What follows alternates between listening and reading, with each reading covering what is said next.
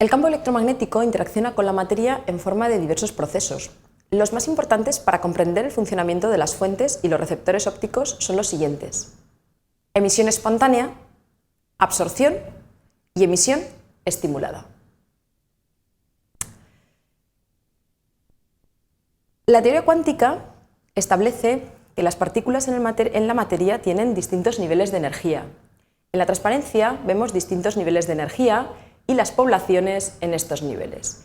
E1 y E2 se corresponden con dos niveles de energía contiguos, y N1 y N2 son las poblaciones de estas partículas. En concreto, como a lo largo del tema hablaremos de materiales semiconductores, las partículas que nos interesan serán los electrones, y los dos niveles de energía en los que nos fijaremos contiguos serán la banda de valencia y la banda de conducción. La estadística de Boltzmann nos dice además cuál es la población de electrones en equilibrio térmico con energía E. Ahí tenemos la fórmula donde esta población de electrones en el nivel de energía E viene dado por la exponencial de menos ese valor de energía dividido por la constante de Boltzmann por la temperatura. Por lo que observamos que niveles con mayor energía tendrán poblaciones menores en equilibrio. Bien, el primero de los fenómenos que nos permitirán entender la emisión de luz en las fuentes ópticas es la emisión espontánea. Este fenómeno consiste en, una vez tenemos los dos niveles de energía, E1 y E2, nos fijamos en la población de electrones en el nivel más alto, en el nivel E2, y de forma espontánea un electrón sufre una transición al nivel más bajo, liberando la energía equivalente a la diferencia entre los dos niveles de energía. Por tanto, la frecuencia del fotón resultante se puede calcular como la diferencia entre niveles de energía dividido por la constante de Planck. Este proceso, como su nombre indica, es espontáneo y por tanto aleatorio. La dirección de emisión del fotón es totalmente arbitraria. La fase del fotón también lo es, la fase del campo electromagnético emitido. Es radiación no coherente y podemos calcular la tasa de emisión espontánea como la variación temporal de la población en nivel 2 debido a emisión espontánea, como aparece en la fórmula de la transparencia. Esta tasa de emisión espontánea es proporcional a la población que tenemos en el nivel más alto, a N2, y esa constante de proporcionalidad es precisamente el coeficiente de Einstein de la emisión espontánea. Bien, el segundo fenómeno que vamos a estudiar es el fenómeno de la absorción, que será quien nos permita entender el funcionamiento de los detectores ópticos. En el fenómeno de absorción tenemos un fotón o campo electromagnético incidente con energía igual a la diferencia entre niveles de energía. Bien, este fotón, cuando es absorbido por el material, provoca la transición de un electrón de la banda de valencia a la banda de conducción, de forma que el fotón es absorbido. De hecho, el campo electromagnético, a su paso por un material, como consecuencia de la absorción, ve reducida su potencia. La tasa de absorción podemos calcularla en este caso como la variación temporal de la población en el nivel más bajo, de N1, y esta tasa de absorción será proporcional a la población en este nivel, a N1, y también a la densidad espectral de la radiación electromagnética presente. La constante de proporcionalidad en este caso es el coeficiente de Einstein de absorción, llamado B sub 1,2. Finalmente hablaremos de la emisión estimulada. En la emisión estimulada nos fijaremos en las partículas en el nivel más alto y observaremos que en presencia de un campo electromagnético de un número de fotones cuya energía es igual a la diferencia de energía entre niveles, pues la presencia de estos fotones estimulan las transiciones del nivel más alto al nivel más bajo, con la consecuente liberación de energía igual a la diferencia entre niveles.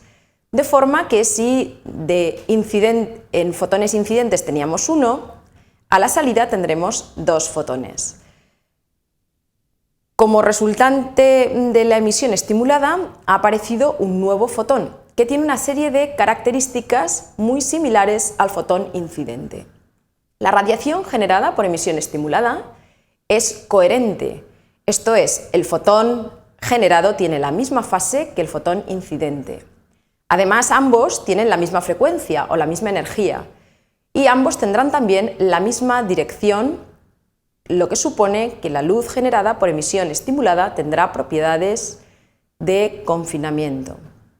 Asimismo, el estado de polarización del fotón generado será el mismo que el del fotón incidente. En este caso, la tasa de emisión estimulada la podemos calcular como la variación temporal de la población en el nivel más alto de N2 debido a emisión estimulada.